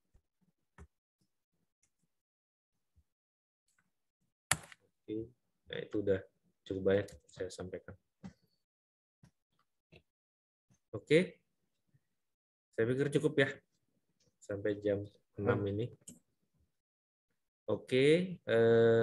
Kalau ada informasi-informasi yang mau ditanyakan, silakan. Bisa via grup ya. Atau via Japrik saya silakan. Saya akhiri. Semoga bermanfaat. Billahi taufiq wal hidayah. Assalamualaikum warahmatullahi wabarakatuh. Selamat malam. Waalaikumsalam warahmatullahi wabarakatuh. Banyak, Kang. Oke, yuk.